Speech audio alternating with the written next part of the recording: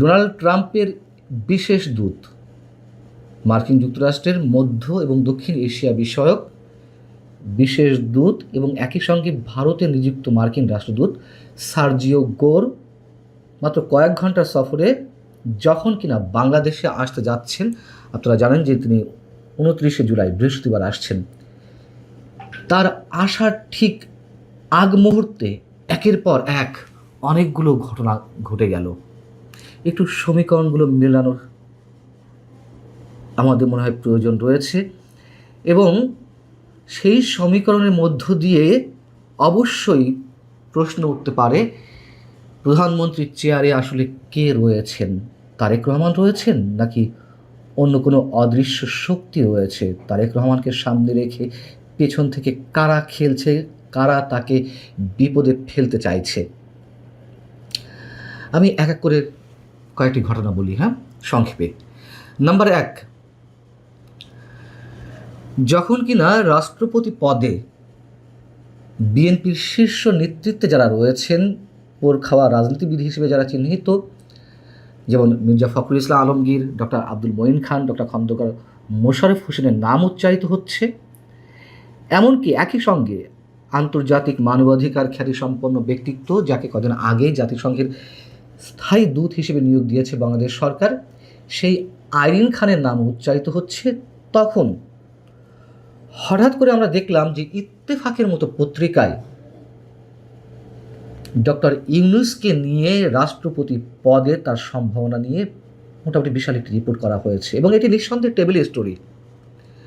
কীভাবে table story আমি বলছি, তাহলে প্রশ্ন হচ্ছে যে এই মুহূর্তে ডক্টর ইউনূসের নামটি এভাবে ছড়িয়ে দিচ্ছে কারা? ইত্তেফাক লিখছে, ক্ষমতাসীন দল বিএনপির অভ্যন্তরীণ সমীকরণ ছাপিয়ে এই পদে নোবেল বিজয়ী অর্থনীতিবিদ ও সাবেক প্রধান উপদেষ্টা ডক্টর মোহাম্মদ ইউনূসের নাম আলোচনার কেন্দ্রবিন্দুতে চলে আসায় রাজনৈতিক অঙ্গনে তৈরি হয়েছে বাড়তি কৌতূহল। কোথায় আলোচনার কেন্দ্রবিন্দুতে এলো? আলোচনার কেন্দ্রবিন্দুতে ছিল কয়েক মাস আগ পর্যন্ত, এবং আমি নিজেও সন্দেহ প্রকাশ করেছি যে তিনিও হতে পারেন বা তিনি হওয়ার জন্য আপ্রাণ চেষ্টা চালিয়ে যাচ্ছেন। ইত্তেফাকের এক অংশে বলা হচ্ছে যে রাজনৈতিক বিশ্লেষকদের মতে, খেয়াল করুন, রাজনৈতিক বিশ্লেষকদের মতে রাষ্ট্রপতির মতো আলংকারিক পদে ডক্টর মোহাম্মদ ইউনূসের নাম আসার পেছনে রয়েছে তার আন্তর্জাতিক গ্রহণযোগ্যতা ও রাজনৈতিক নিরপেক্ষতা। 2024 থেকে 2026 সাল পর্যন্ত অন্তর্বর্তীকালীন সরকারের প্রধান উপদেষ্টা হিসেবে সফলভাবে দায়িত্ব পালনের পর বহির্বিশ্বে দেশের ভাবমূর্তি উজ্জ্বল করতে এবং কূটনৈতিক ভারসাম্য বজায় রাখতে তার মতো ব্যক্তিত্ব বড় ভূমিকা রাখতে পারেন বলে মনে করছেন অনেকে। সেই অনেকেটা কে? কোনো বিশ্লেষক, কোনো বিশেষজ্ঞের নাম তো এখানে কোট করা হয়নি। কারা এমনটা মনে করছেন? এই জন্য বলছিলাম টেবিল স্টোরি। নিশ্চয়ই এই স্টোরিটা কেউ করিয়েছে। আর ডক্টর মোহাম্মদ ইউনূস নিরপেক্ষ? বিএনপি তো নিজেই মনে করে না নিরপেক্ষ। বিএনপি তো সাম্প্রতিক সময় একাধিকবার বলেছে গণভোট ইস্যুতে, জুলাই সনদ ইস্যুতে, যে আমরা সব কিছু মেনে নিয়েছিলাম, তার কারণ ইলেকশন না দেওয়ার একটি গন্ধ পাওয়া যাচ্ছিল, ষড়যন্ত্র হচ্ছিল, আমরা মেনে নিতে বাধ্য হয়েছিলাম যাতে নির্বাচনটি সঠিক সময়ে হয়। তাহলে সেই ষড়যন্ত্রের মূলে কে ছিলেন? ডক্টর ইউনূস? ডক্টর ইউনূসই তো নিরপেক্ষ নন। তিনি বিশেষ একটি গোষ্ঠীকে আশ্রয় দিয়েছেন, প্রশ্রয় দিয়েছেন, মব রাজত্ব কায়েম করেছেন, দুর্নীতি থেকে শুরু করে এমন কোনো কাজ হয়নি তার 1.5 বছরে। তিনি আন্তর্জাতিক বিশ্বে বাংলাদেশের ভাবমূর্তি উজ্জ্বল করেছেন এবং অর্থনৈতিকভাবে পুরো পঙ্গু করে দিয়ে গেছে। সে কথা এখন রাজনৈতিক বিশেষজ্ঞরা শুধু নয়, অর্থনৈতিক বিশেষজ্ঞরা বলছেন, বিএনপিও সেটি এখন বলতে বাধ্য হচ্ছে। তাহলে কেন ইউনূসের নাম এভাবে ছড়িয়ে দেওয়ার একটি চেষ্টা, আলোচনায় নিয়ে আসার চেষ্টা, এবং বিএনপির শীর্ষ নেতৃত্বে রাজনীতিবিদ হিসেবে যারা রয়েছেন তাদের নিয়েও তো কোনো প্রশ্ন নেই। তাদেরকে ছাপিয়ে কেন ডক্টর ইউনূসের নাম আসবে, বা বিএনপিও বা কেন তাকে রাষ্ট্রপতি পদে বসাবে? নাম্বার 2, একটু মেলান। শাপলা চত্বর মামলায় সাবেক প্রধানমন্ত্রী শেখ হাসিনা সহ 41 জনের বিরুদ্ধে আন্তর্জাতিক অপরাধ ট্রাইব্যুনালে অভিযোগপত্র দাখিল করা হয়েছে। সেই অভিযোগপত্র নিয়ে যখন আন্তর্জাতিক মানবাধিকার সংগঠন হিউম্যান রাইটস ওয়াচ HRW তারা বিবৃতি দিল বুধবারই যে তারা বলছে বাংলাদেশে আন্তর্জাতিক অপরাধ ট্রাইব্যুনালের বিচারিক প্রক্রিয়া আন্তর্জাতিক আইনি মানদণ্ড পূরণে ব্যর্থ হচ্ছে এবং শাপলা চত্বর হত্যা মামলায় যে অভিযোগপত্র দেওয়া হয়েছে সেটাকে কেন্দ্র করে বলছে যে এ ধরনের বিচারিক প্রক্রিয়া ভুক্তভোগীদের ন্যায় বিচার থেকে বঞ্চিত করতে পারে, আইনের শাসন দুর্বল করতে পারে এবং রাজনৈতিক উদ্দেশ্য প্রণোদিতভাবে মামলার ঝুঁকি তৈরি করতে পারে। এই যে একটা স্ট্রং স্টেটমেন্ট তারা দিল, ঠিক তার পরপরই মুক্তিযুদ্ধের অন্যতম সংগঠক সাবেক মন্ত্রী আব্দুল লতিফ সিদ্দিকীকে এই মামলায় আটক করা হলো। এবং যখন কিনা তিনি মঞ্চ ৭১-এর যেই ঘটনা ঘটেছিল, মব ক্রিয়েট করা হয়েছিল আমাদের উপরে, সেই মামলায় হাজিরা দিতে গেছেন, সেখানে গণমাধ্যমের সঙ্গে কথা বলেছেন শাপলা চত্বর হত্যাকাণ্ড মামলায়, সেইখানে তিনি সেই প্রসঙ্গে বলছিলেন যে আমি প্রয়োজনে আত্মসমর্পণ করব রোববার বা দু একদিনের মধ্যে। তিনি আত্মসমর্পণ করবেন সেই ঘোষণা দিলেন তার আগেই, এবং হিউম্যান রাইটস ওয়াচ এরকম একটি স্ট্রং বিবৃতি দেওয়ার পরপরই তাকে আটক করা হলো। কেন? কারা করাচ্ছে এগুলো? এবার আসুন নাম্বার 3, হাইকোর্টের আপিল বিভাগ একটি আদেশ দিয়েছেন, পিলে চমকানোর মতো আদেশ। যখন শোন অ্যারেস্ট নিয়ে নানান ধরনের কথাবার্তা হচ্ছে, যখন কারাগারে যারা আটক রয়েছেন তাদের জামিন হওয়ার পরেও জামিন দেওয়া হচ্ছে না, 2 দিন 4 দিন 5 দিন 20 দিন বসিয়ে রাখা হচ্ছে উইদাউট এনি কেস, কোনো ধরনের মামলা ছাড়া নতুন মামলা সাজিয়ে নাটক করা হবে, নতুন মামলা দেওয়া হবে এবং পরবর্তীতে মামলাগুলো দেওয়া হচ্ছে। এটি নিয়ে চারিদিকে যখন কথাবার্তা বলা হচ্ছে, মানবাধিকার কর্মী থেকে শুরু করে শীর্ষ আইনজীবীরা এটির প্রতিবাদ জানাচ্ছে, ঠিক সেই মুহূর্তে হাইকোর্ট একটি নির্দেশ দিয়েছিল মাত্র কয়েকদিন আগে যে নির্দিষ্ট কোনো মামলা না থাকলে কোনো ব্যক্তিকে শোন অ্যারেস্ট, গ্রেপ্তার বা অন্য কোনোভাবে হয়রানি করা যাবে না, এবং এ সংক্রান্ত একটি রুলও জারি করেছিল হাইকোর্ট। হাইকোর্টের এমন একটি মানবিক এবং আইনগতভাবে খুবই স্ট্রং একটি নির্দেশের বিপরীতে সুপ্রিম কোর্টের আপিল বিভাগ, প্রধান বিচারপতির নেতৃত্বে আপিল বিভাগ সেটা কী করলো? স্থগিত করলো। মানে এই যে স্থগিত করলো আপিল বিভাগ প্রধান বিচারপতির নেতৃত্বে, এই স্থগিতর বিষয়টিকে কেউ কোনোভাবে কোনো প্রকার ন্যূনতম যুক্তি দিয়ে কোনো ভালো দিক উল্লেখ করতে পারবেন? নিশ্চয় না, বরং এতে আরও সবাই আটকে উঠেছে এমন একটি বিষয় স্থগিত করার ক্ষেত্রে। তাই শুরুতেই বলছিলাম, কাদের ইশারায় সব কিছু হচ্ছে, এবং প্রধানমন্ত্রী তারেক রহমান তিনি যে প্রতিহিংসা রাজনীতি করতে চান না, তিনি একটা অন্যরকম বাংলাদেশ তৈরি করতে চান, তিনি বিচার ব্যবস্থাকে অনন্য মাত্রায় নিয়ে যেতে চান, মানবাধিকার ইস্যুতে কথা বলছেন, তার সামান্য অফিস যাতায়াতের পথে যাতে মানুষের ভোগান্তি না হয় সেই দিকেও খেয়াল রাখছেন। এত কথা বলার পর, এত কিছু করার পর, এই যে বিতর্কিত শুধু নয়, মানবাধিকার বিরোধী, মানুষের মৌলিক অধিকার বিরোধী একের পর এক যে সিদ্ধান্ত নেওয়া হচ্ছে, সেটি কারা করছে? বিএনপি কি বুঝতে পারছে? এবং এর দায় দায়িত্ব তো অবশ্যই পেছন থেকে যেই করুক না কেন, সব দায় দায়িত্ব তো তারেক রহমানের কাঁধে পড়বে, বিএনপি সরকারের কাঁধে পড়বে। বিএনপি কি এটুকু বুঝতে পারছে না? বিএনপি কি বুঝে এগুলো করছে তারা সরাসরি, নাকি না বুঝে কেউ প্রভাবিত, কারোর দ্বারা প্রভাবিত হয়ে এই ধরনের সিদ্ধান্ত প্রধানমন্ত্রী নিচ্ছেন অথবা সরকার নিচ্ছে? এতে করে যে জনক্ষোভের সৃষ্টি হবে সেটি কার বিরুদ্ধে যাবে? নিশ্চয়ই আমাদের প্রধানমন্ত্রী তারেক রহমানের বিরুদ্ধে। নিঃসন্দেহে এটুকু বলতে পারি, তারেক রহমানকে সূক্ষ্ম চালে আটকে ফেলছে। বহরকে পুলিশ আটকে দিয়েছে এবং আটকে দেওয়ার পর তারা ওখানেই রাস্তার উপর বসে পড়েছেন নাহিদ ইসলামের নেতৃত্বে শীর্ষস্থানীয় নেতারা। এর মধ্যে বৃষ্টি হয়েছে, তারা বসে থেকেছেন, তারাও ভেতরে ঢুকবেন, পুলিশের ভেতরে ঢুকতে দেবেন, এরকম একটা পরিস্থিতি। প্রশ্ন হলো, দেশে এখন রাজনৈতিক পরিস্থিতি কি এমন হয়েছে যে একটা মানে জাতীয় সংসদে তৃতীয় বৃহত্তম দলের নেতাদের এরকম রাজপথে বসে পড়ার মতো, অথবা কোথাও একটা শহরে তারা ঢুকবে, সেই শহরে তাদেরকে ঢুকতে দেওয়া হবে না, এমন একটা পরিস্থিতি কি উদ্ভব হওয়ার কথা? কেন এমন ঘটনাটা ঘটল? আমি এটা নিয়ে একটু কথা বলতে চাই। ঘটনাটা আপনারা জানেন যে গতকালকে যেটা হয়েছিল মঙ্গলবার দিন, তারা সেখানে তাদের যে জুলাই পদযাত্রা, সেই জুলাই পদযাত্রা উপলক্ষে তারা হবিগঞ্জে গিয়েছিল আজকে, ওই গতকালকে। সেখানে তারা মিটিং করেছে। মিটিং করার পর তারা যখন ফিরে আসবে, সার্কিট হাউসে যাবে, তখন তাদের গাড়ির উপর বেপরোয়া হামলা হয়েছে। এবং সেই হামলাগুলোর ভিডিও আমরা বিভিন্ন জায়গায় দেখেছি, সোশ্যাল মিডিয়ায় দেখেছি, একাধিক ভিডিও আমারও চোখে পড়েছে, আমার ধারণা আপনারাও দেখেছেন। সেই ভিডিওগুলোতে দেখা যাচ্ছে যে তারা এনসিপির যারা নাকি লোকজন যারা আছে তাদেরকে বেধড়ক পিটাচ্ছে, লাঠি দিয়ে পিটাচ্ছে, রড দিয়ে পিটাচ্ছে। এনসিপির লোকজন যে গাড়িতে করে এসেছিল সেই গাড়ির ড্রাইভারকে পিটাচ্ছে। পরে দেখলাম যে সার্জিস আলমের হাতে ব্যান্ডেজ, মানে তাকেও পিটানো হয়েছে। তো এই যে ঘটনাগুলো, এগুলো কেন ঘটলো?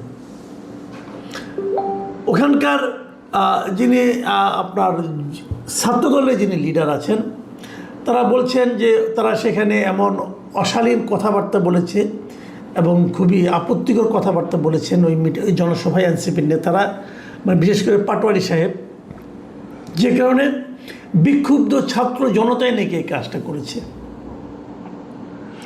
আর এনসিপির পক্ষ থেকে অভিযোগ করা হয়েছে এই কাজটা করেছে ছাত্র দলের লোকজন। তো ছাত্র দলই করুক আর বিক্ষুব্ধ জনতাই করুক, আমার প্রশ্নটা হলো, কেউ যদি কোনো জায়গায় কিছু কথা বলে, আমি জানি, আমি মানিও এটা, যে এনসিপির নেতাদের কথাবার্তা অশালীন অনেকেরই, বিশেষ করে নাসিরুদ্দিন পাটোয়ারি সাহেবের কথা তো অশালীন বটেই। মানে উনি যেন প্রভোকেটিং ওয়েতে কথাবার্তা বলেন, মানে উনি প্রভোগ করেন যে আমাকে মারো মারো। মানে উনি যখন রাজনৈতিক কথাবার্তা বলেন, প্রতিপক্ষকে আক্রমণ করে কথা বলেন, তখন যেন মনে হয় কি যে উনি আমন্ত্রণ করছেন যে তারপরেও তোমরা আমাকে মারছো না কেন, আমাকে অ্যাটাক করো।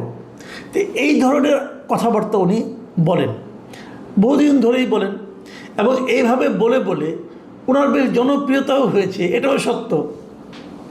অনেকে ওনাকে পছন্দও করেন এই সমস্ত উত্তেজক কথাবার্তা বলার জন্যই। তো সেটা হতেই পারে, এটা যার যার স্ট্র্যাটেজি, যার যার পলিটিক্যাল স্ট্র্যাটেজি, এটা নিয়ে আমার কোনো বক্তব্য নেই। আপনি তাকে পছন্দ করতে পারেন, নাও পছন্দ করতে পারেন। আমি ব্যক্তিগতভাবে এই ধরনের কথাবার্তাকে পছন্দ করি না। তো নাই হতে পারে। আবার আমার ঘরের মধ্যে আমার ছেলে, ছোট ছেলে, আমার ছেলে ক্লাস 10-এ পড়ে, সে আবার নাসিরুদ্দিন পাটোয়ারিকে খুব পছন্দ করে, করতেই পারে। কেন পছন্দ করে তাকে আমি জিজ্ঞাসা করিনি, তার কাছে ভালো লাগে, সে উনি পছন্দ করে। আমি পছন্দ করি না তাদের কথাবার্তাগুলো। তো এটি হলো গণতন্ত্র, যে একজনের পছন্দ হবে, একজনের পছন্দ হবে না। কিন্তু সে যত খারাপ কথাই বলুক, আপনি তার গায়ে হাত তুলবেন কেন ভাই? আমার প্রশ্নটা এখানেই। যদি আপনি মনে করেন যে তার কথায় আপনার নেতাকে অপমান করা হয়েছে, তার কথায় আপনি নিজের মানহানি হয়েছে, আপনি নিজে হয়তো অপমানিত হয়েছেন, আপনি তার বিরুদ্ধে আইনের আশ্রয় নিতে পারেন। দেশে তো আইন আছে, আপনার আইনের কাছে যান। কিন্তু আপনি তো আইনটাকে নিজের হাতে তুলে নিতে পারেন না। আপনি তার গায়ে হাত দিবেন কেন? তাদেরকে আপনি মারবেন কেন? আচ্ছা, যে লোকটা বলেছে আপনি তো তাকে মারতে পারেন, অন্যদেরকে মেরেছেন কেন? ড্রাইভারের কী দোষ রে ভাই? তাকে আপনি মারলেন কেন? এই যে মারাটা, মানে ইচ্ছে করলে আমি একজনকে মারতে পারি, এটা হলো একটা মানসিকতা, এটা হলো একটা ফ্যাসিস্ট মানসিকতা। এই মানসিকতার প্রকাশ যে ঘটাবে সেই ফ্যাসিস্ট। সে যে দলে তাকে প্রশ্রয় দেবে, যে দল তাকে এই ধরনের আচরণ করার জন্য প্রশ্রয় দিবে, আশ্রয় দিবে, উৎসাহ দিবে, সেটাই, সেই দলটাই ফ্যাসিস্ট দল। এই ফ্যাসিস্ট গাছে ধরে না, ফ্যাসিস্ট আচরণে বোঝা যায়, এরাই ফ্যাসিস্ট। আমি মানে অনেকগুলো ভিডিও দেখেছি, যারা মেরেছেন তাদের প্রত্যেকের চেহারা সেখানে স্পষ্ট। সেই চেহারাগুলোকে দেখে তাদেরকে কি ধরা হবে? এই জায়গাটাতে আমার প্রশ্ন। যদি তাদের ধরা না হয়, তাহলে আপনি নিশ্চিত থাকতে পারেন এরা সব ছাত্র দল, যুব দল, অথবা স্বেচ্ছাসেবক দল, অথবা বিএনপি করে। যদি এদেরকে ধরে আইনের আওতায় না আনা হয়, তাহলে আপনি নিশ্চিত থাকতে পারেন। আর যদি ধরা হয় তাহলে বুঝবো, ওই যে প্রধানমন্ত্রী অনেক বড় গলায় বলেছেন না যে উনি আইনের শাসন কায়েম করতে চান, তাহলে বুঝবো যে আইনের শাসন কায়েমের সদিচ্ছাটা আসলে ওনার মধ্যে আছে। ছাত্রদলের লোকেরা বলেছে যে এরা হলো বিক্ষুব্ধ ছাত্র জনতা। যদি ছাত্র জনতাও হয় তবুও তাদেরকে বিচারের আওতায় আনতে হবে, কারণ তাহলে তারা অন্যায় করেছে। একজন লোক আপনি জানেন যে সে খারাপ, জানেন, আপনি একদম নিশ্চিতভাবে জানেন সে দুষ্ট লোক, তাকে থামানো দরকার, আপনি জানেন, তারপরেও তার গায়ে আপনি হাত তুলতে পারেন না। তাকে আপনি ধরে নিয়ে পুলিশের কাছে দিতে পারেন, অথবা পুলিশকে ডেকে এনে তাকে ধরিয়ে দিতে পারেন, কিন্তু গায়ে হাত দিতে পারেন না, কারণ তার শরীরটা আপনার মালিকানার নয়, তার শরীরের মালিক আপনি নন। যেই মুহূর্তে তার গায়ে আপনি একটা লাঠির বাড়ি দিবেন, সেই মুহূর্তে আপনি হবেন একজন দুষ্কৃতকারী, আপনি হবেন একজন সন্ত্রাসী। এই সন্ত্রাসীদেরকে অবশ্যই ধরতে হবে, যদি সরকার মনে করেন যে তারা আসলে আইনের শাসন কায়েম করতে চান। দেখুন, আমি একটা ঘটনা বললাম, আরেকটা ঘটনা বলি। গত দুদিন ধরে দেখছি, সেটা হলো রাজশাহী ইউনিভার্সিটিতে গত 27 জুলাইয়ের ঘটনা। প্রথম কিছু স্টুডেন্টদের মধ্যে একটা বিষয় নিয়ে বিরোধ তৈরি হয়েছিল, সেটা মীমাংসা করতে গিয়েছিল বিশ্ববিদ্যালয় কর্তৃপক্ষ। সেই মীমাংসাকে কেন্দ্র করে বিরোধ আরও বেড়েছে, এবং এগুলো কী কী হয়েছে এগুলো আপনার পত্রপত্রিকা পাবেন। কিন্তু ঘটনা যেটা ঘটলো সেটা হলো যে পরশুদিন দেখলাম যে রাকসুর যিনি সাধারণ সম্পাদক মিস্টার সালাউদ্দিন আম্মার, এই সালাউদ্দিন আম্মার বিখ্যাত লোক, কিন্তু সে নানা জনের বিরুদ্ধে নানা কিছু করে, মবের জন্য উস্কানি দেয়, অনেক কিছু করে, আমার বিরুদ্ধে দিয়েছে মবের জন্য। তার আমরা অনেক ঘটনা শুনেছি। আমি হঠাৎ করে দেখলাম যে সে একটা বেলচা হাতে নিয়ে একজনকে মারতে যাচ্ছে, চিৎকার চেঁচামেচি করছে, তাকে মারবে, মেরে ফেলবে, অমুক করবে, তমুক করবে। এটা কারোর অধিকার তাকে কে দিল? সে বিশ্ববিদ্যালয়ের স্টুডেন্টরা তাকে ভোট দিয়ে সাধারণ সম্পাদক বানিয়েছে তাদের ছাত্র সংসদের। অবশ্যই এটা তার জন্য একটা বড় অর্জন। এই অর্জনের বিনিময়ে তাকে কি এই ক্ষমতা দেওয়া হয়েছে সে বেলচা দিয়ে কাউকে মারতে পারে? সে কি আইন নিজে বানাবে? আইন বানানোর তার কোনো অধিকার আছে? নিজের মতো করে বিচার করে রায় দিয়ে সেই বিচারের রায় বাস্তবায়ন অধিকার তাকে কেউ দেওয়া হয়েছে? দুজন ছাত্রকে পিটিয়ে, মানে গরুর মতো পেটানো হয়েছে। গরুর মতো মানুষ এভাবে পেটায় না। তাদেরও ছবি দেখলাম। এই সালাউদ্দিন আম্মার বাঁশ দিয়ে, লাঠি দিয়ে সে নিজে পিটিয়েছে, এবং তার সঙ্গে অন্যরাও ছিল। পেটানোর পর দেখলাম যাদেরকে পিটিয়েছে তাদেরকে পুলিশ অ্যারেস্ট করেছে। অপরাধ কি? অপরাধ হলো তারা নাকি নিষিদ্ধ ঘোষিত ছাত্রলীগের সমর্থক। নিষিদ্ধ হয়েছে ছাত্রলীগ কবে? সেটার এখনও সমর্থক আছে, তার প্রমাণটা কি? তার গায়ে লেখা ছিল যে আমি ছাত্রলীগের সমর্থক, লেখা ছিল। কে সিদ্ধান্ত দিল? সালাউদ্দিন আম্মার সিদ্ধান্ত দিয়েছেন। ওনার কাছে মনে হয়েছে এই লোকটা ছাত্রলীগের সমর্থক, অতএব তাকে পেটানো যায়। বাংলাদেশ কোনো বিশ্বের কোনো আইন এটাকে সমর্থন করবে? প্রশ্নটা তখনই ওঠে, আমরা কি একটা স্বাধীন সার্বভৌম আইনি রাষ্ট্রের মধ্যে অবস্থান করছি, নাকি আমরা একটা বর্বর রাষ্ট্রে অবস্থান করছি? আইন কি বলে? রাজশাহীতে কি কোনো আইন প্রয়োগকারী সংস্থা আছে? আছে নাকি তারা ঘুমাচ্ছে, চুরি পরে বসে আছে? এই প্রশ্নটা আমি করতে চাই। সাংবাদিকরা এটা নিয়ে লেখালেখি করেছে। পরে দেখলাম প্রেস কনফারেন্সে সালাউদ্দিন আম্মার এবং তার যে রাকসুর যিনি ভিপি, তারা আবার সাংবাদিকদের বিরুদ্ধে বলছে,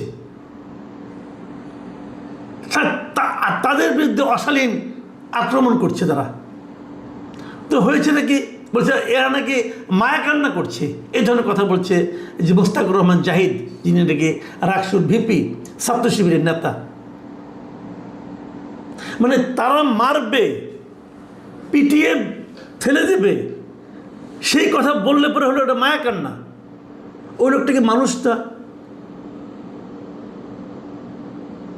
কোন দেশে বাস করছি আমরা?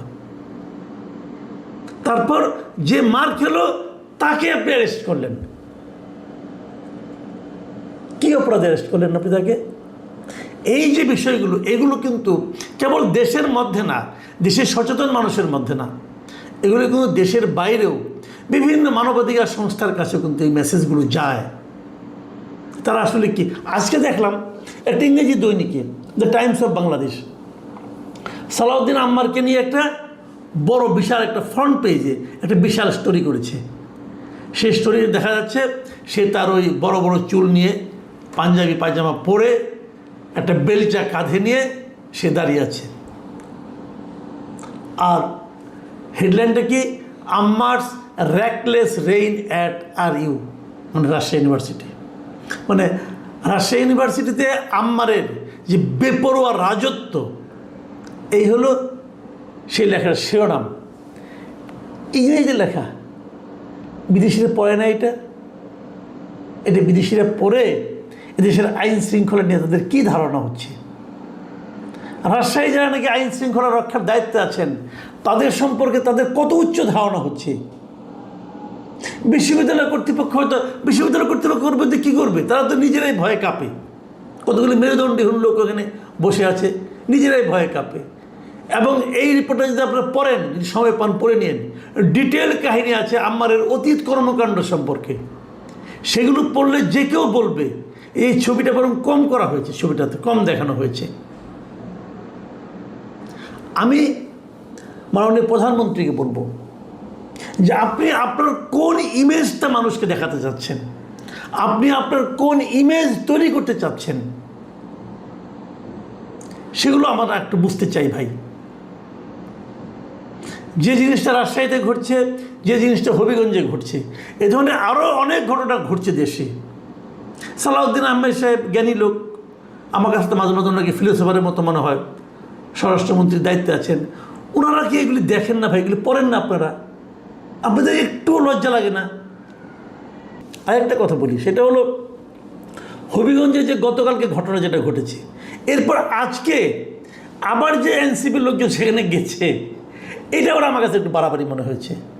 মানে এটা হলো কি, ওই পায়ে পা দিয়ে ঝগড়া করার যে ব্যাপারটা, আমার কাছে এটা এরকম মনে হয়েছে। আপনাদের কালকে অনুষ্ঠান করেছেন, আপনাদেরকে আপনারা প্রহিত হয়েছেন, আপনি তার বিচার চান, কিন্তু আবার আজকে ওখানেই আবার অনুষ্ঠান করতে হবে, এই জেদ এর কি মানে আছে ভাই? আপনাদের সঙ্গে তো লোক নেই, আপনাদেরকে জিনিস বুঝতে হবে। এই লোকগুলো দুষ্ট, পুলিশ যারা আপনাদেরকে মারছে তারা দুষ্ট লোক, মানলাম। পুলিশ আপনাদেরকে হেল্প করছে না, ওটাও মানলাম। তাহলে আপনি ওখানে আবার যাচ্ছেন কেন? মানে ইনভাইট করছেন যে আসো আমাদেরকে মারো, অথবা আপনি কার ইগোতে আঘাত করছেন? তো এটাও কিন্তু আমার কাছে একটু বাড়াবাড়ি মনে হয়েছে। আমি মনে করি যে আমাদের মধ্যে গণতান্ত্রিক যে চিন্তাটা, গণতান্ত্রিক যে চেতনাটা, এটা যদি সবার মধ্যে না আসে, আপনি এক পক্ষের কাছ থেকে আশা করলে কিন্তু হবে না। তবে এই জিনিসটা আগে আসতে হবে সরকারের কাছ থেকে, কারণ এই সরকার রাষ্ট্র ক্ষমতায় আছে। তার আগে আইন শৃঙ্খলা ব্যবস্থাকে ঠিক করবে। কে অপরাধ করলো তার মুখের দিকে তাকাবে না, অপরাধের দিকে কথা বলে যে ছিঁড়তে পারো না মুরগির ছাল, নাম হয়েছে শেখ জামাল। তো আপনার সারাক্ষণ আপনি মুখ দিয়ে বলছেন আপনি এই করবেন, সেই করবেন, সেই করবেন। তো এই যে এরকম একটা ঘটনা, এটা অপ্রত্যাশিত প্রত্যাশিত। আপনি যদি বলেন যে এই দুইটা শব্দ একসঙ্গে কেন বললেন, হ্যাঁ, ঘটনা যে কোনো কিছু, মারামারিটা আমরা অপ্রত্যাশিত মনে করি যে এটা মারামারি ঠিক না, গায়ে হাত তোলা ঠিক না, কিন্তু আপনি প্রতিদিন প্রভোগ করছেন, প্রতিটা মুহূর্তে প্রভোগ করছেন, যাকে খুশি তাকে প্রভোগ করছেন। তাহলে এইভাবে তো আসলে বলছে ছাত্রদল যুবদল করেছে, প্রমাণ দিতে পারে না, প্রমাণ দিক। যেই করেছে তো একজন ছাত্রদল যুবদল, ছাত্রলীগ, যুবলীগ, অথবা তার নিজ দলের কেউ, অথবা সাধারণ মানুষ কেউ। এটা তো কি মানে অত্যাচারের চরম পর্যায়ে গেলে আপনি দেখেন একটা মির্জা আব্বাস, উনি ধরেন অনেক দুষ্ট প্রকৃতির মানুষ, ধরে নিলাম, আপনি তো প্রতিদিন তাকে মেরে ফেলতে পারেন না, প্রতিদিন তো তাকে বাজে কথা বলতে পারেন না। আপনার হাতে যদি পাওয়ার থাকে, আপনি পাওয়ারের ইউটিলাইজ করেন, আপনি তাকে আইনের হাতে তুলে দেন। আপনি প্রতিদিন যে ধরনের কথা বললে একটা সম্মানী লোক অসম্মানিত হয়। আপনি দেখেন আজকে মির্জা আব্বাস সাহেব আজকে কয় মাস যাবৎ মৃত্যুর সাথে পাঞ্জা লড়ছে।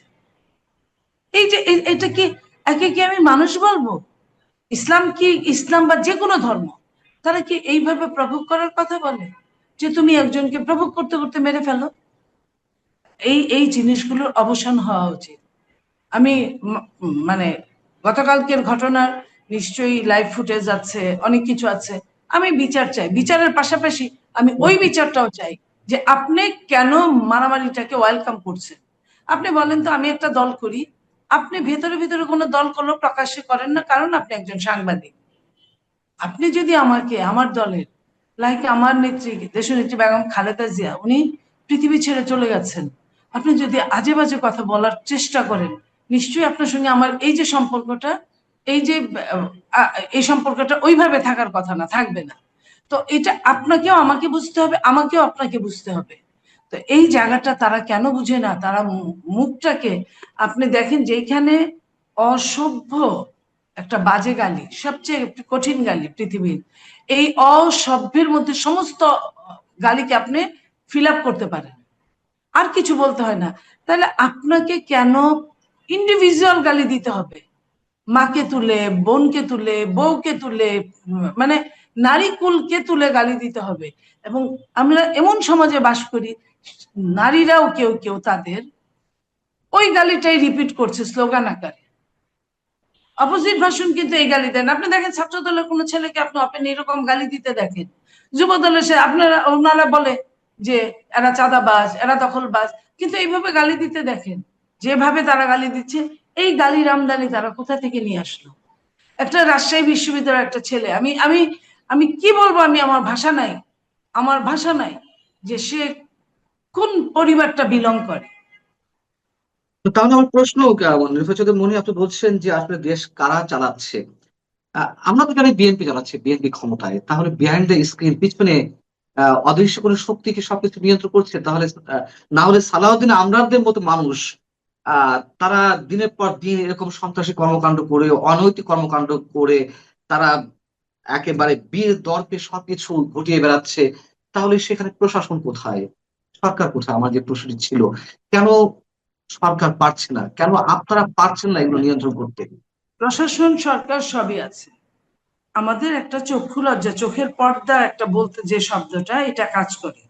মনে হয় যে 2 বছর আগে একটা ছেলেরা, মেয়েরা, এরা একটা দেশের সম্মুখভাবে গেছিল একটা যুদ্ধের ময়দানে। আচ্ছা, এদেরকে যতটা পারি স্যাক্রিফাইস করি। স্যাক্রিফাইসের মানে এই না যে আপনি যা খুশি তাই করবেন। স্বাধীনতা মানে এই না যে আপনি যা খুশি তাই ব্যবহার করবেন। তো এই স্বাধীনতাকে এখন আমি মনে করি, স্বাধীনতা, রাষ্ট্রের স্বাধীনতা কি আপনাকে একটা পর্যায় পর্যন্ত স্বাধীনতা দিবে। সেই পর্যায়টা, সীমাটা লঙ্ঘন করলে কিন্তু আপনি রাষ্ট্রের আইনের অনুশাসনের আওতার মধ্যে আসবেন। এটাই কিন্তু রাষ্ট্রের ফয়সালা। তো সেই ফয়সালায় 2 দিন আগে 2 দিন পরে, আমি করলে আমি আসবো, আপনি করলে আপনি আসবেন, তারা করলে তারা আসবে। আর আপনি মনে করেন না যে ছাড় দিবে, কিন্তু ছেড়ে দিবে না। মানে কোনো না কোনো ভাবে বিএনপি সরকার শুধু দেখছে। আপনি 2 বছর যাবত আমরা গালির মধ্যে আছি। আমরা যে কোনো আন্দোলনের যে নেপথ্যে কারা ছিল, আমরা যে ছিলাম, আমরা যে ছাত্র দিয়ে, যুব দিয়ে, সাপ্লাই করে তাদের মধ্যে ঢুকিয়ে দিয়ে যে এই আন্দোলনটা করেছে, তারা মনে করেছে সবই তারা। পিছনে একটা তাকায় দেখুক, আপনি দেখেছেন তো, একটা দল গঠন করার পরে এনসিপি যে কয়েকটা মিটিং করেছিল আপনার শেরাটনের সামনে, যমুনার সামনে বা কিছু এই জায়গাগুলা, আপনার কয়টা লোক হয়েছিল? তো তাদের, তারা তারা যতক্ষণ বলবে তাদের লোক কয়টা? তাহলে আপনি মনে করেন হবিগঞ্জে এই ঘটনা ঘটার সময় তাদের লোক যদি বেশি থাকতো, নিশ্চয়ই তারা ছেড়ে দিত না। তো এই এই এই ধরনের কাজ গুলা তারা করছে। তাদের আমার মনে হয় যে এখন রশি টানা উচিত, মুখের লেভেলে আপনার বেড়া দেওয়া উচিত, এর চেয়ে বাড়া উচিত না, আমি মনে করি। আহ, তারা এই বিষয়টিকে মব বলছে, এবং এটি তো সোশ্যাল মিডিয়ায় ঘুরে গেছে। যারা মব করেছে এতদিন, তারা এখন মবের শিকার। আবার এটাও সত্য কথা, মব যে শুধুমাত্র এনসিপির নেতা কর্মীরাই করেছে তাও না, এখানে জামাত শিবিরের লোকজন ইনভলভ ছিল, অন্তত গত 1.5-2 বছর ধরে যা চলছে। এবং সাম্প্রতিক সময়ে এসে এটিও হয়তো আপনার কাছে অপ্রিয় লাগতে পারে, আহ অবশ্যই ছাত্রদল, যুব দলের নেতা কর্মীরাও মব করছে, আমরা বিভিন্ন জায়গায় দেখছি, অনেক প্রমাণও রয়েছে, যথেষ্ট প্রমাণ রয়েছে। আজকে অনেকে বলছেন যে অবশ্যই আমরা এই ঘটনা নিন্দা জানাই, এনসিপির উপরে যে হামলা হলো, কিন্তু অনেকে বলছেন, যেমন আপনিও বললেন যে প্রকৃতির প্রতিশোধ বলে তো একটা কথা আছে। তা আজকে তারা যেমন করছে তাদের উপরে সেটা চলছে। যশোরে জামাতের এমপি এবং তার কন্যাকে ঘিরে রাখা হলো, এলাকাবাসী ঘিরে ধরলো, এটাও আমি মনে করি যে একটা প্রতিদান। কিন্তু ছাত্রদল যুবদল যা করছে, তারাও কি এই ধরনের মবের শিকার হবে না ভবিষ্যতে? প্রকৃতির প্রতিশোধটাকে তাদের উপরেও না, আমি পড়বে না? আমি তো বলি নাই যে কোনো একটা সংগঠন শুধু আপনার নেচারের শিকার হবে। এখানে নেচারের রিভেন্সের শিকার প্রত্যেকেই হবে। আপনি কি করেছেন আপনি জানেন, আর আপনার গড জানে, আমি হয়তো জানি না, বাট Right. আপনি কিন্তু একদিন এটার শিকার হতে পারেন। তাই বলে একটা সভ্য রাষ্ট্র থেকে আমরা কি সাধারণ মানুষ যারা আছি তারা মানে প্রকৃতির উপরেই নির্ভর করে থাকবো? দেশে আইনের শাসন কি প্রতিষ্ঠা হবে না? কেন আমি এই প্রশ্ন করছি? নির্ভর চৌধুরী মনি, আপনি একজন আইনজীবী না হলেও আপনার আপনার আইনের ডিগ্রি রয়েছে, এটা হয়তো অনেকেই জানেন না। আপনার পিএইচডি ডিগ্রিও রয়েছে, আপনি সেটা ব্যবহার করেন না, সেটা হয়তো আপনার রুচিশীলতার জায়গা থেকে। আমার যে প্রশ্ন সেটি হচ্ছে যে ডক্টর নাজমুল হাসান কলিমুল্লাহ, তার বিরুদ্ধে দুদকের মামলা রয়েছে। তিনি দুর্নীতি করেছেন কি করেননি এটি আদালত কর্তৃক প্রমাণিত হবে। ধরে নিলাম তিনি দুর্নীতিবাজ বা তিনি দুর্নীতি করেছেন, কিন্তু পুলিশ চার্জশিট দিবে, বিচারিক প্রক্রিয়ায় জামিন হবে কি হবে না সেটি মানুষ তাকিয়ে থাকে। কিন্তু ডক্টর নাজমুল হাসান কলিমুল্লাহর গত পরশুদিন জামিন হলো, সব ধরনের প্রসিডিউর মেনটেন করা হলো, আপিল বিভাগ থেকে জামিনের অনুমতি মিলল, জেল গেটে বেল বন্ড পৌঁছালো, তাকেও ছাড়া হলো না। নতুন করে 30 ঘন্টা পর মামলা, আর একটি ডাকাতি মামলা দেওয়া হলো। আমার যে প্রশ্নটি সেটি হচ্ছে যে আমি ডক্টর নাজমুল হাসান কলিমুল্লাহর একটি এক্সাম্পল হিসেবে মানে বিষয়টি তুলে ধরলাম। এরকম অসংখ্য মামলা রয়েছে, এখনো ডক্টর ইউনূস সরকারের সময় যা চলছিল এখনো তাই চলছে। আপনারা বলছেন দেশে আইনের শাসন প্রতিষ্ঠা করবেন, এটা কি আইনের শাসন? আমি যত জানি যে বেল বন্ড জেল গেটে পৌঁছানোর পর 1 সেকেন্ডের জন্য কারো শক্তি নেই আটকে রাখার।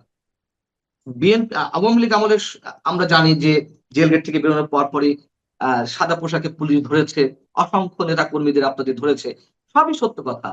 কিন্তু সেটি তো অনেকের ভাষ্যমতে ফ্যাসিবাদী সরকার ছিল। বিএনপিও সেই ফ্যাসিবাদিতা পথে হাঁটছে, যেমন ফ্যাসিবাদকে লঙ্ঘন করেছিল, মানে টপকে গিয়েছিল ইউনূস সরকার, এখন তার ধারাবাহিকতা চলছে। এটা এটা দুঃখজনক, আমি বলবো যে এইটা আইনের ব্যত্যয় ঘটানো হয়, এবং এটাই প্রথম না, এরকম হয়। আমি মনে করি যে বিএনপির এই ব্যাপারে সুদৃষ্টি দেওয়া উচিত, এবং বিএনপিকে যখন যে সরকার থাকে দেখবেন কিছু হালুয়া রুটি ভাগাভাগি করে খাওয়ার মতো লোক জুটে যায়। আপনি বিএনপির ত্যাগী নেতাদের এখন দেখবেন না, যারা বিএনপি করে নাই, এমন যে অন্য দল করেছে, আওয়ামী লীগও করেছে, তারা বিভিন্নভাবে ভালো আছে, বিভিন্নভাবে। তো সেইখানে তারা যতদিন থাকবে সরকারকে বিপথে নেওয়ার চেষ্টা করবে। সরকারের অবশ্যই এই ব্যাপারে তটস্থ থাকতে হবে। আমি মনে করি যে যে কোনো আইনের লঙ্ঘন করা বিএনপি করতে চান না, কারণ আমাদের নেতা জনাব তারেক রহমান সাহেব বলেছেন যে আমার মাকে যদি এখন জিজ্ঞেস করতাম যে আমি কি করব প্রতিশোধের ব্যাপারে, উনি বলতেন যে না, তোমার এই এই জায়গায় যাওয়া ঠিক হবে না, তুমি দেশের জন্য কাজ করো। তো এই যে যিনি বলেন যে আমি প্রতিশোধ চাই না, তবে আমি বিচার চাই, তো এই বিচারটা আমরা চাই। না, তাহলে তারেক রহমানের প্রতি নিঃসন্দেহে সাধারণ মানুষের অনেক ধরনের আস্থা ছিল, অনেক বেশি আস্থা ছিল। একটা বিপর্যয়ের পর 24শে আগস্ট একটি 5ই আগস্ট একটি বিপর্যয়ের পরে ডক্টর ইউনূসের যে জঙ্গি শাসন মানুষ দেখেছে, সেই শাসন দেখার মধ্য দিয়ে মানুষের বড় এক্সপেকটেশন ছিল বিএনপির প্রতি, আজকে যিনি প্রধানমন্ত্রী তারেক রহমানের প্রতি। তিনি নিজেও বলেছেন, তার মায়ের উদাহরণ দিয়ে, তার ভাইয়ের উদাহরণ দিয়ে, যেটি আপনি বললেন, আহ সামারি হচ্ছে তিনি প্রতিহিংসা রাজনীতি বিশ্বাস করেন না। কিন্তু যা কিছু ঘটছে মানুষ তো মনে করছে যে ডক্টর ইউনূসের সেই শাসনের ধারাবাহিকতা সম্ভবত এখনো চলছে, নইলে অসংখ্য মানুষ জামিন পাওয়ার পরেও একটা পর একটা পেন্ডিং মামলা যাচ্ছে। এবং ডক্টর নাজমুল হাসান কলিমুল্লাহ 30 ঘন্টা পর তাকে নতুন মামলায় দিয়ে দেওয়া হলো, উত্তরা থানায় হত্যা মামলা। এবং এগুলো তো আলটিমেটলি বিএনপির কাঁধে যাচ্ছে, তাই না? তো যারা হ্যাঁ, সরকারে থাকে তারা কি কখনো বুঝবে না যে এগুলো আসলে কোন দিক দিয়ে কি হচ্ছে? আমার মনে হয় যে বিএনপি, আপনারা তো সাংবাদিক, এটা বিএনপির নীতি নির্ধারক মহলের কাছে এই আর্জিটা যদি আপনারা জানান, এটা নিশ্চয়ই তারা জানবেন, বুঝবেন, এবং করার চেষ্টা করবেন। সেটা কিছু আপনি 100টা কাজে তো 2-3টা 5-7টা 10-12টা আপনার হতে পারে, হতে পারে। আমি দুঃখ প্রকাশ করছি নাজমুল হাসান খলিমুল্লাহ সাহেবের জন্য, বাট এবং আশাও করছি যে আগামীতে এটা হবে না, ব্যর্থ হয়তো তার কিছুদিন থাকতে হবে, এরপরে জামিনটা নিশ্চয়ই উনি বের হবেন। আপনি যখন সরকার দলীয় এমপি, নিশ্চয়ই আমরা আশাবাদী হতে পারি। আমি আমি এত দূরে যাই কেন, আমি আপনার কথাই বলি। আপনি ইন্টারিম সরকার থাকলে আপনি বের হতে পারতেন না, না, আমি অথচ কিন্তু আপনি কি কেন ধরা হন? আমি কিন্তু ওই সরকারের সময় বেরিয়েছি, যখন দেশ বিদেশে প্রতিবাদ গড়ে উঠলো আমাদের কজনের বিষয়ে। হ্যাঁ, হ্যাঁ, ওই সময় বেরিয়েছে, কিন্তু তাদের টার্গেট ছিল আরো অন্যান্য মামলায় আটক দেখানোর, হয়তো প্রতিবাদের কারণে সেটি পারেনি। আচ্ছা। যাই হোক, আপনার সাথে যারা ছিল তারাও তো বের হয়েছে, পরে বের হয়েছে। হুম, হুম, হুম। তো সেটা তো জি। সরকারের একটা না, উদারতা অবশ্যই ছিল। অবশ্যই অবশ্যই, আমি তো বললাম যে অনেকে বের হচ্ছেন, এটাও বাস্তবতা। কিন্তু তার তুলনায় এখনো অসংখ্য মানুষ ভিড়ে মাটি বিক্রি করে জামিন নিচ্ছেন, আবার নতুন মামলা আটকে পড়ে যাচ্ছেন। তাহলে ওই টাকাগুলো তো তাদের জলে যাচ্ছে, এবং যে কষ্ট হচ্ছিল সেগুলো সব পণ্ডশ্রম হয়ে যাচ্ছে। মানুষ তো হতাশাগ্রস্ত হয়ে পড়ছে, আত্মহত্যার প্রবণতা বাড়ছে। এটিও বাস্তবতা। সদ্য পদত্যাগকৃত রাষ্ট্রপতিকে আটক করা হবে কিনা, তার বিরুদ্ধে মামলা করা হবে কিনা, অথবা সরকার তাকে এক ধরনের সেফ এক্সিট দিচ্ছে কিনা, সেই ধরনের প্রশ্ন উঠেছে। আপনার কি মনে হয় যে সরকার আসলে তাকে নিয়ে নতুন করে কিছু করবে? অথবা আমরা যদি প্রধানমন্ত্রী তথ্য বিষয়ক উপদেষ্টা মিস্টার জাহিদের কথা উচ্চারণ করি, তিনি বলেছেন যে রাষ্ট্রপতি থাকাকালীন অবস্থায়, মানে তার আগে এবং পরে যদি কোনো ধরনের অভিযোগ থাকে, সেক্ষেত্রে আইনগত প্রক্রিয়া নেওয়া যেতেই পারে। তার এই বক্তব্যের মধ্য দিয়ে আসলে কোনো ধরনের স্পষ্ট বার্তা খুঁজে পাওয়া যায় কিনা সরকারের পক্ষ থেকে? আমার মনে হয় জাহিদুর রহমান যেটা চেষ্টা করেছেন যে যে একটা আলোচনা চলছে গণমাধ্যমে এবং সামাজিক মাধ্যমে যে প্রেসিডেন্টের এক ধরনের ইমিউনিটি আছে, যে তাকে মানে প্রেসিডেন্ট না থাকা মানে প্রেসিডেন্ট পদ থেকে চলে যাওয়ার পরও তার বিরুদ্ধে কোনো ফৌজদারি মামলা টামলা করা যায় না, এ ধরনের একটা ধারণা অনেকের মনে আছে। যেরকম প্রেসিডেন্ট নিজেই আর্টিকেল 51 সংবিধানের যে 51তম ধারা, সেটার কথা উল্লেখ করে বলেছেন যে সেটা পড়ে দেখুক সবাই। তো এখন পরে কি বুঝলেন? এখন জাহিদুর রহমান যেটা বোঝানোর চেষ্টা করছে যে তাদেরকে বিচার করা যায়। কারণ উদাহরণ হিসেবে এরশাদের ব্যাপারটা অনেকেই উল্লেখ করছেন যে এরশাদ পদত্যাগ করার পর তার বিরুদ্ধে মামলা হয়েছে, তার বিচার হয়েছে, তিনি জেল খেটেছেন, তার সংসদ সদস্য পদ খারিজ হয়ে গিয়েছিল তার দোষী সাব্যস্ত হবার পর। কাজে এই ধরনের উদাহরণ আছে। এখন মূল বিষয়টা হচ্ছে রাজনৈতিক সদিচ্ছা, সরকার কি করতে চায়। সরকার যদি চায় মোহাম্মদ শাহাবুদ্দিনের বিচার করতে, তাহলে সরকার সেটা করবে। আর যদি সরকার চায় তারা বিচার করবে না, এই বিষয়টাকে মানে এভাবে চলে যেতে দিবে, তাহলে বিচার হবে না। কোনোটাই আইন আইন কোনোটার বাধা বা কোনোটা কিছু হচ্ছে না, এখানে সরকারের সদিচ্ছায়। এটা শুধু শাহাবুদ্দিন কেন, আপনি বাংলাদেশের ইতিহাসে গত 55 বছরের ইতিহাসই দেখেন না কেন, যে রাজনৈতিক গুরুত্বপূর্ণ যে কোনো ব্যক্তির বিরুদ্ধে বিচার শুধু তখনই হয় যখন তাদের চরম প্রতিপক্ষ ক্ষমতায় আসে এবং তারাই বিচার করে, এবং তারা ক্ষমতা এসে তাদের পক্ষের যেসব লোক আগের জমানায় বিচার বিচার হয়েছিল এবং দোষী সাব্যস্ত হয়েছিল তাদেরকে বেকসুর খালাস করে দেয়, মাফ করে দেয়। তো এটাই হচ্ছে সবকিছুই রাজনৈতিক সদিচ্ছার উপর নির্ভর করে। এখানে আইন একদিকে বা ওই দিকে চলবে বা আইন তার নিজস্ব গতিতে চলবে, এসব কথা হচ্ছে মানে আমি বলছি বকবাস কথা। কারণ এগুলোর কোনো মানে হয় না বাংলাদেশের পরিপ্রেক্ষিতে, এগুলোর কোনো মানে হয় না। Everything depends on government's good will, political will. যারা যারা তাকে আটকের দাবি জানাচ্ছে, সে এনসিপি, জামাত ইসলামী বা ইনকিলাব মঞ্চ নামে একটা সংগঠন আছে, আরো অনেকে, অনেক রাজনৈতিক দল যেগুলো আওয়ামী বিরোধী রাজনৈতিক দল হিসেবে পরিচিত, তাদের অনেকের বক্তব্য বা সোশ্যাল মিডিয়াতে যে আলোচনা হচ্ছে যে সাবেক রাষ্ট্রপতি শাহাবুদ্দিন সাহেব কি এমন শক্তিমান ব্যক্তি যে তাকে সেফ এক্সিট দিতে হবে। ডক্টর ইউনূসের ক্ষেত্রে আমরা জানি তিনি মার্কিন এজেন্ট অথবা আন্তর্জাতিক শক্তির নানান ধরনের এজেন্ডা তিনি বাস্তবায়নের জন্য ক্ষমতা নিয়েছিলেন, তার সাথে এক ধরনের বোঝাপড়া হয়েছে। এখন ওপেন সিক্রেট যে তার বিরুদ্ধে একের পর এক মামলা করা হলেও মামলা কোনোটি গ্রহণই করা হয়নি, কোনোটি গ্রহণ করার পরে সেগুলো খারিজ করে দেওয়া হয়েছে। অসংখ্য মানুষ সেগুলো মামলা করতে গেছেন। ইভেন তার উপদেষ্টা পরিষদের যেসব সদস্য ছিলেন তাদের বিরুদ্ধেও কোনো ধরনের কোনো ব্যবস্থা নেওয়া হয়নি, অসংখ্য অভিযোগ থাকা সত্ত্বেও। তো তার তো এক ধরনের ব্যাখ্যা আছে। আমরা বলছি না রাষ্ট্রপতি শাহাবুদ্দিন অবশ্যই অপরাধী, কিন্তু তার বিরুদ্ধে অভিযোগ ছিল। তো অনেকে বলছেন যে তাকে কেন মানে বিএনপির সাথে কি আসলে কোনো ধরনের সমঝোতা হয়েছে? আর যদি হয়ে থাকে, যে তিনি কি এমন শক্তি এখন মানে হোল্ড করছেন যে তাকে স্টেপে দিতে হবে? আপনি কি মনে করেন? আমার মনে হয় না যে তিনি এমন এক কোনো শক্তি, কিন্তু যখন দল থেকে মনে করা হয়েছে বা দল বা দলের বাইরে যারা আছে বিএনপির সাথে, তারা যখন যদি মনে করে থাকে যে এই বিশেষ করে শেখ হাসিনা দেশে ফিরবে, এই ঘোষণার পর শাহাবুদ্দিনকে রাষ্ট্রপতি মানে হিসেবে রেখে দেওয়া একটু ঝুঁকিপূর্ণ, কারণ তার হাতে কোনো ক্ষমতা না থাকলেও তিনি কিছু কিছু জায়গায় কিছু করে ফেলতে পারেন, এই ধরনের যদি একটা বয়ান সৃষ্টি করা হয়, তাহলে বিএনপি তার বিরুদ্ধে অ্যাকশন নিয়েছে। কিন্তু তারেক রহমান সম্ভবত সেই অ্যাকশনকে আর বেশি দূর এগিয়ে নিতে চায় না, তিনি হয়তো ওখানেই এটা সমাপ্তি করতে চাইছেন। ঠিক আছে, শাহাবুদ্দিন চলে গেছে, আর ঘাঁটানোর দরকার নেই, এইটা এই মুহূর্তে যেটা মনে হচ্ছে। কিন্তু তার মানে এই না যে 2 মাস পরে দুদককে বলা হবে না যে তোমরা শাহাবুদ্দিনের বিরুদ্ধে একটা তদন্ত শুরু করো। ইসলামী ব্যাংকের যে হাজার হাজার কোটি কোটি টাকার যে লোপাট হওয়ার ঘটনা, সেখানে তার কোনো ভূমিকা ছিল কিনা, আলমের যে টেক ওভার, দখল ইসলামী ব্যাংক, সেটার পেছনে শাহাবুদ্দিনের কোনো ভূমিকা ছিল কিনা, সরকার সেটা করতেই পারে, দুদককে নির্দেশ দিতে পারে।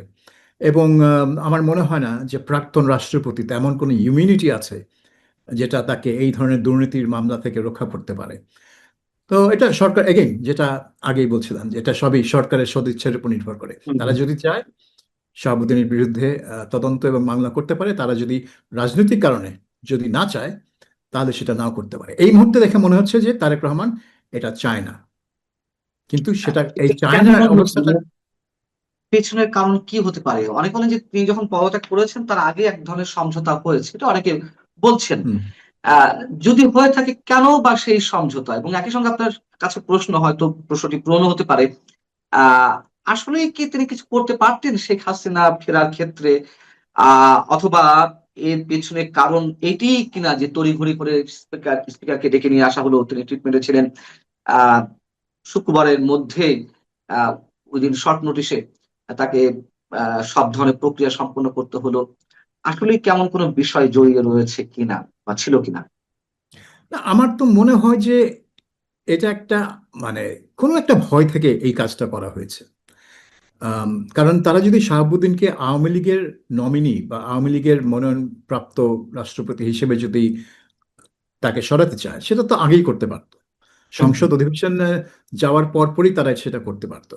রাষ্ট্রপতি ভাষণ দিলেন এবং তারপরেই তারা এই প্রক্রিয়াটা শুরু করতে পারতো, যে ঠিক আছে, কাজ শেষ, এবার আপনি যান, আমরা আমাদের আহ, রাষ্ট্রপতি মনোনীত করব। এবং তিনি এটা তো ওই সাক্ষাৎকারে বলেছিলেন যে সরকার যদি চায় আমি সানন্দে পদত্যাগ করব। তো রাস্তা তো খোলা ছিল, তারা করেনি কেন? তারা নিশ্চয়ই চেয়েছে যে না, তাকেই রেখে দিতে। তো হঠাৎ এই নীতি পরিবর্তন হলো কেন? সেখানে আমার মনে হয় যে এই শেখ হাসিনা ঘিরে ঘটনাটা একটা ফ্যাক্টর হতে পারে। যদিও তার কোনো ক্ষমতা নেই, হয়তো অনেকে ভেবেছেন যে মানে 5ই আগস্ট 2024 সালে আপনার মনে আছে যে খালেদা জিয়া মুক্তি পেয়ে গেল, কিসের বলে মুক্তি পেয়ে গেল? রাষ্ট্রপতির কোনো এক আদেশে। তো রাষ্ট্রপতির তো সেরকম কোনো ক্ষমতা নেই একজন সাজাপ্রাপ্ত আসামিকে তার সাজা মওকুফ করে দিতে, আনলেস তারা আবেদন করে ক্ষমার জন্য। তো সেরকম তো কোনো আবেদন আসে না। তখন কোনো দেশে কোনো সরকারই নেই, সেই আবেদন মঞ্জুর তো করা আগে সরকার, তারপরে রাষ্ট্রপতি সেটাতে সম্মতি দেন। তো যাই হোক, তো সেটা হয়েছে। তো এখন তারা কি মনে করছে যে এই কাণ্ড তো উনি আগেই করেছেন, আমাদের পক্ষে করেছেন, এখন আমাদের বিপক্ষে করতে পারেন কিনা? কিন্তু 24 সালের বাস্তবতা আর 26 সালের বাস্তবতা তো একই না। 24 সালে তিনি সেটা করতে পেরেছিলেন কারণ যারা যারা ক্ষমতার কেন্দ্রে তখন, তারা চাচ্ছিল যে সেটা তিনি করুক। কিন্তু এখন যারা ক্ষমতার কেন্দ্রে, তারা তো চাইবে না যে তিনি হাসিনার পক্ষে কোনো পদক্ষেপ নিক। কাজেই তিনি কিন্তু যারা মানে সরকারের ইচ্ছার বিপক্ষে রাষ্ট্রপতি কিছুই করতে পারেন না, কিছুই পারেন না। এটা এই রাষ্ট্রপতি কেন, কোন রাষ্ট্রপতি পারেনি। আর এখানে যদি তারা মনে করে যে শাহাবুদ্দিন কোনো একটা রাজনৈতিক ক্ষতি করে বসতে পারে, তাহলে তো ব্যাপারটা আরো ভয়ানক হয়ে গেল। কাজেই তাদের শাহাবুদ্দিনকে সরিয়ে দেওয়ার পিছনে ওই চিন্তা কাজ করে থাকতে পারে। কিন্তু আমার মনে হয় যে এটা মানে একটা সমঝোতা হয়েছে, সমঝোতা না হলে এই এই 2-3 দিনের ব্যাপারটা থাকতো না। এটা আগেই তাকে বলতো এখনই আপনি যান, অথবা মানে পদত্যাগ করার পরই তার বিরুদ্ধে মামলা টামলা নোটিশ আমরা পেয়ে যেতাম। কিন্তু এখনো সেটা হতে পারে, এটা একটা উড়িয়ে দেওয়া যায় না যে তার বিরুদ্ধে একটা তদন্ত শুরু হবে না। এটা হতে পারে, কিন্তু এই মুহূর্তে মনে হচ্ছে সেটা হবে না। বিভিন্ন গণমাধ্যমে আহ, বিভিন্ন বলতে বিশেষ বিশেষ গণমাধ্যম, আমি নাম উচ্চারণ করছি না, এখানে হেডলাইন করা হয়েছে যে শেখ হাসিনার শেষ দোসর রাষ্ট্রপতির বিদায় বা পদত্যাগ। আপনার কি মনে হয় যে আসলে তার এই পদত্যাগের মধ্য দিয়ে শেখ হাসিনার দোসর হিসেবে আর কেউ রইলো না, বা তিনি ফিরে আসার ক্ষেত্রে নতুন কোন ধরনের জটিলতার মুখে পড়তে পারে? এখন তো যেভাবে তিনি বোল্ডলি বলছেন শেখ হাসিনা যে তিনি দেশে ফিরবেন, সেক্ষেত্রে কিছুটা হলেও ভাটা পড়েছে এরকম কি মনে হয় আপনার?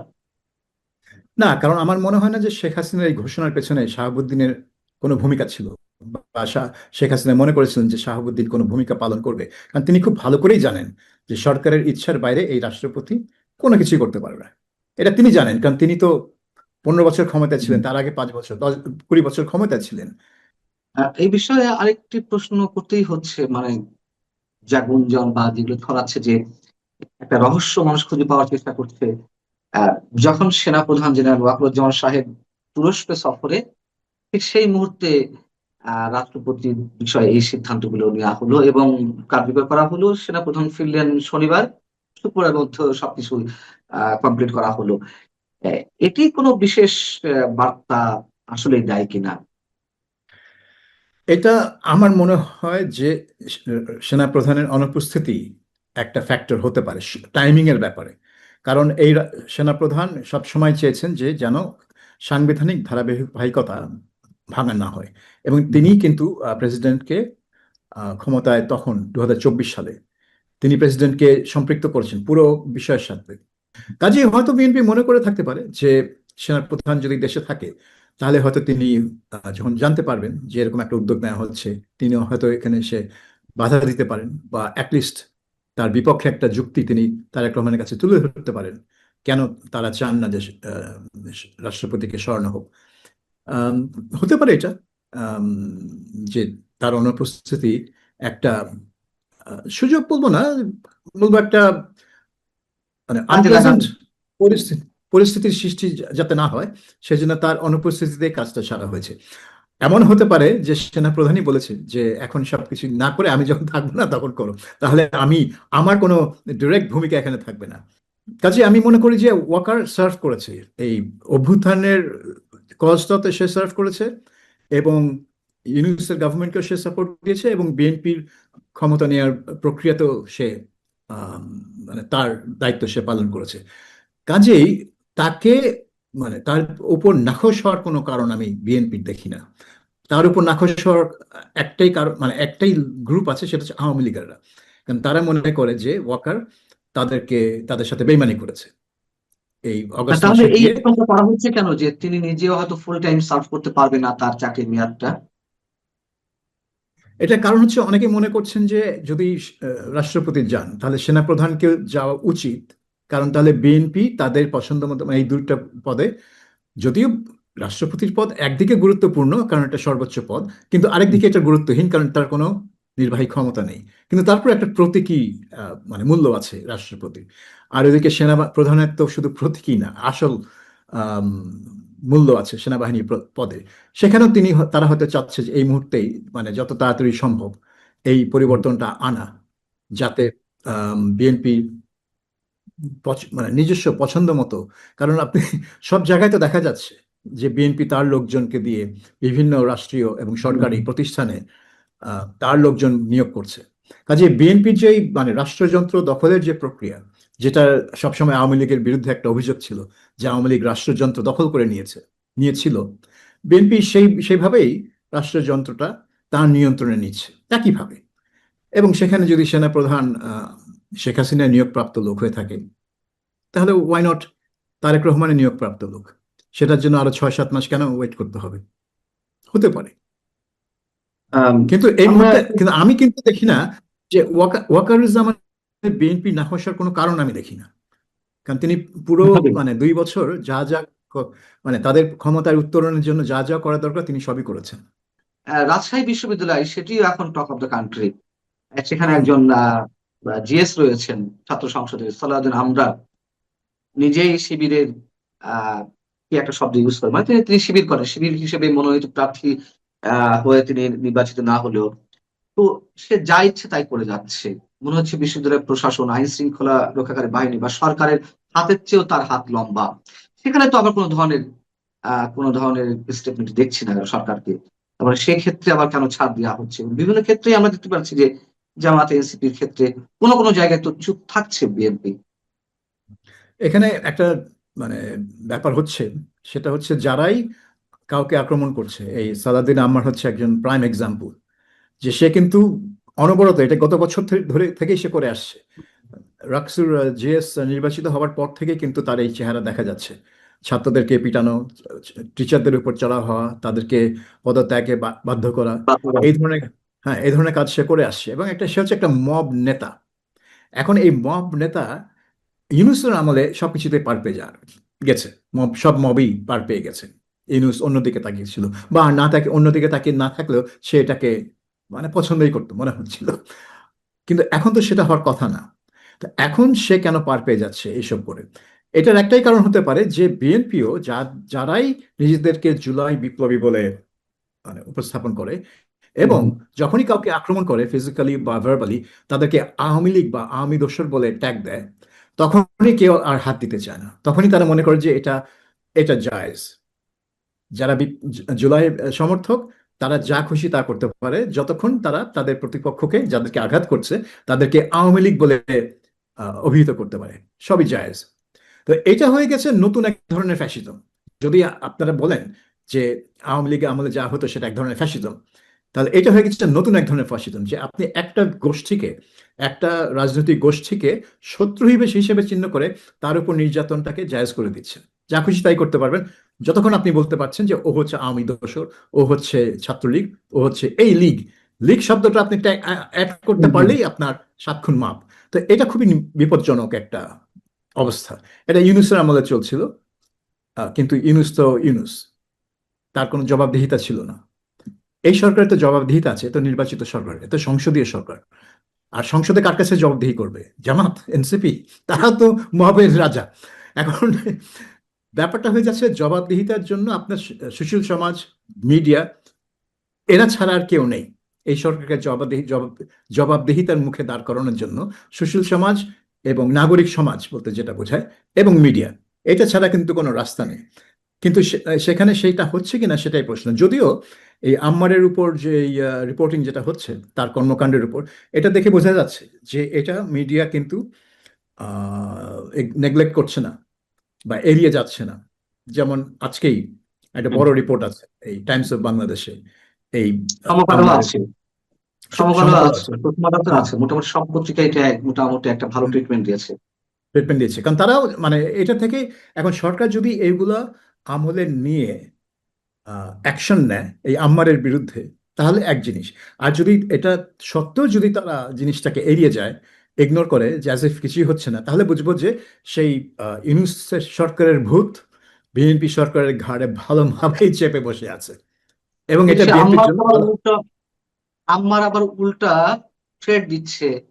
আম্মার এবং আম্মারের সহযোগীরা যেসব গণমাধ্যম নানান ধরনের প্রশ্ন তাকে করছে বা তার কর্মকাণ্ড নিয়ে প্রশ্ন অ্যারাইজ করছে, তাদেরকে দেখে নেবে, ওকে হ্যাঁ, সেটা সংবাদ তো, সম্মেলন করতে। হ্যাঁ, তো এইগুলোও তো সরকারের আমলে নেওয়া উচিত, যে গণমাধ্যমের বিরুদ্ধে যদি এরকম হুমকি কেউ দেয়, তো এখানে তো একটা মানে প্রচ্ছন্ন একটা মানে আইন ভঙ্গের একটা ব্যাপার চলে আসে। আপনি তো একটা গণমাধ্যমকে বা এভাবে হুমকি দেওয়া মানে কি? তাদের বিরুদ্ধে একটা ভায়োলেন্স উস্কে দেওয়ার শামিল, তাই না? তো এইটা তো বেআইনি, এটা তো আইন পরিপন্থী। তাহলে তো আপনাকে তো ওই নিয়ে তাকে ব্যবস্থা নেওয়া উচিত, আর অন্তত তাকে বলা উচিত, তাকে জিজ্ঞাসাবাদ করে তাকে জানানো উচিত যে এগুলো তিনি করতে পারেন না। তিনি একটা গণমাধ্যমকে মানে দেখে নেওয়ার মানেটা কি? তিনি কি বলছেন যে তিনি মামলা করবেন? তো মামলা করলে করেন। যদি কোনো মিডিয়া যদি তার মানহানি করে থাকে, মানহানির মামলা তারা করতেই পারে। মানহানি মামলা তো আর নতুন জিনিস না। আর যেহেতু সব পত্রিকা এখন অনলাইনে আছে, সেহেতু এটা ডিজিটাল সিকিউরিটি অ্যাক্টের অধীনে পড়ে যাচ্ছে। সো মানে আইনি রাস্তা তার কাছে আছে। এখানে কেউ ওই মানে দেখে নেওয়ার হুমকি টুমকি দেওয়ার তো কোনো প্রয়োজন নেই। আপনি যদি মনে করেন যে আপনাকে নিয়ে যা ছাপা হচ্ছে সেগুলো ভুল, কিন্তু সে এবং যখন আপনার হুমকি রাজনীতি দিচ্ছে করছে, তখন তার নিশ্চয়ই আইনের জায়গা থেকে হুমকি দিচ্ছে, বিষয়টি এরকম তো মনে করার কোনো কারণ নেই, তাই না? না, আমি সেটাই বলছি যে তিনি যখন হুমকি হুম। দিচ্ছেন, যখন আইনের রাস্তা খোলা আছে, সেই রাস্তা না গিয়ে যখন আপনি হুমকি দেন, তাহলে আপনার উদ্দেশ্য ভালো না। তার মানে হচ্ছে যে পত্রিকা যা ছাপা হচ্ছে সেটা হুম। আপনি কোর্টে চ্যালেঞ্জ করতে পারছেন না, কিন্তু আপনি পেশি শক্তি দিয়ে সেটা দেখে নেওয়ার হুমকি দিচ্ছেন। ছোট একটা বিষয়ে আপনার কাছে একটু প্রশ্ন রাখতে চাই, এবারে ছোট করে উত্তরটা আশা করছি আমরা শেষ করবো। সেটা হচ্ছে যে ভারতে সফরের বিষয়ে নানান ধরনের সিদ্ধান্ত পরিবর্তন আমরা দেখছি আমাদের প্রধানমন্ত্রীর ক্ষেত্রে, অথবা তারা আগে থেকেই সিদ্ধান্ত নিয়েছিল, মানুষের এক্সপেকটেশন বা মানুষের যে ধারণা সেইটির সাথে মেলেনি। কিন্তু চলতি মাসেও প্রধানমন্ত্রীর ভারত সফরে যাওয়ার কথা ছিল, লোকের একটি গুঞ্জন ছিল, সেটিও আবার হয়তো পিছিয়ে দেওয়া হচ্ছে। এর মধ্যে আবার নরেন্দ্র মোদী ভারত সফরে আমন্ত্রণ জানিয়েছেন তারেক রহমান সাহেবকে সেখানকার ব্রিক্স সম্মেলনে। সে বিষয়ে এখনো কোনো ধরনের সিদ্ধান্ত নেওয়া হয়নি বলে আমরা জানতে পেরেছি। আপনার কি মনে হয় যে এটিও মোটামুটি এক ধরনের অ্যাভয়েড করার টেন্ডেন্সি থাকতে পারে, এবং যত জানা গেছে যে পররাষ্ট্রমন্ত্রীর সাথে কথা বলে প্রধানমন্ত্রী সিদ্ধান্ত নেবেন? আহ, আপনার কি মনে হয় যে আসলে কি হতে যাচ্ছে? এখন তারেক রহমানকে আমন্ত্রণ জানিয়েছিলেন নরেন্দ্র মোদী ফেব্রুয়ারি মাসে ভারত সফরের জন্য, সব মানে পরিবার সহ। তো সেটার কোনো সাড়া তারেক রহমান দেননি। এই মাসে যাওয়ার কথা ছিল কি ছিল না এটা আমি শিওর না, এটা হয়তো একটা গুজব থাকতে পারে, কিন্তু ভারতীয় মানে মিডিয়াতে তেমন কোনো খবর আসেনি যে এটা হতে যাচ্ছে। কাজে এটাকে আমি একটা গুজব হিসেবে দেখবো। তবে ব্রিক্স সম্মেলন যেহেতু ভারত এই ব্রিক্স সম্মেলনটাকে তারা হোস্ট, এবং নরেন্দ্র মোদী যেহেতু এই সম্মেলনের চেয়ারপারসন থাকবেন, তার একটা এখতিয়ার আছে যে ব্রিক্সের সদস্য না এমন দেশকে আমন্ত্রণ জানানো। যেমন G7 বলুন বা G20 বলুন, যারা হোস্ট তারা কিন্তু ওই গ্রুপের বাইরের দেশগুলোকেও, দেশ মানে কয়েকটাকে আমন্ত্রণ জানাতে পারে। তো এখন বাংলাদেশ কিন্তু আগেও মানে ব্রিক্সের সদস্য হওয়ার একটা ইচ্ছা ব্যক্ত করেছিল। সো নরেন্দ্র মোদী যখন ব্রিক্স সম্মেলনে তারেক রহমানকে ইনভাইট করে, এখানে না যাওয়া হবে একটা চরম বোকামি। কারণ ওখানে গেলে আপনার ইন্টারন্যাশনাল লিঙ্কেজ আরো বাড়বে, এবং আপনি আমেরিকার সাথে ভালো সম্পর্ক করছেন, পশ্চিমা বিশ্বের সাথে ভালো সম্পর্ক করছেন। ব্রিক্স হচ্ছে একটা বিকল্প ধারা বিশ্ব বিশ্ব রাজনীতিতে বা ভূ রাজনীতিতে। তারা হচ্ছে একটা বিকল্প ধারা। সেই বিকল্প ধারা যদি আপনি যোগ নাও দেন, যদি আপনি সদস্য নাও হন, হয়তো ব্রিক্স আপনাকে সদস্য করবে না, কিন্তু তাদের সাথে একটা সম্পর্ক গড়ে তোলা, সেটা বাংলাদেশের জন্য খুবই গুরুত্বপূর্ণ, এবং এটা বাংলাদেশের জন্য ক্ষতিকর হবে না। যদি না আমেরিকা তাদেরকে বলে, এই যে সার্জিও গোর এসে বলে যে ব্রিক্স থেকে দূরে থাকো, এবং সেটা যদি বাংলাদেশ গ্রহণ করে, তাহলে বোঝা যাবে যে আমেরিকান আধিপত্য চাই না, এই কথাটা টোটালি ভুল। এখানে আমেরিকান আধিপত্য আছে জানবো যদি আমেরিকান চাপে তারেক রহমান ব্রিক্স সম্মেলনে না যান। কিন্তু সেটা কি তিনি যদি হওয়ার সম্ভাবনা আছে? সে ধরনের কিছু হওয়ার আশঙ্কা আছে? ট্রাম্প প্রশাসন কিন্তু ব্রিক্সকে মোটেই পছন্দ করে না, কারণ ট্রাম্প হ্যাঁ। প্রশাসনের আশঙ্কা হচ্ছে যে ব্রিক্স চাচ্ছে যে ডলারের বাইরে বিশ্ব হুম, হুম। বাণিজ্যে ডলার থেকে সরিয়ে নিতে, যেখানে অন্যান্য কারেন্সি দিয়ে বিশ্ব বাণিজ্য চালাতে। সেটা আমেরিকার জন্য একটা ব্যাপক বিপর্যয় হয়ে যাবে। বিশ্ব বাণিজ্য যদি ডলার থেকে সরে যায়, ডলার যদি বিশ্বের রিজার্ভ কারেন্সি থেকে বাদ পড়ে যায়, তাহলে এটা আমেরিকার জন্য বিশাল একটা বিপর্যয় হয়ে যাবে, অভ্যন্তরীণ এবং আন্তর্জাতিক পর্যায়ে। কাজেই ট্রাম্প প্রশাসন এমনও হুমকি দিয়েছে যে যারা ডলার থেকে সরে যাবে, আমি ব্রিক্স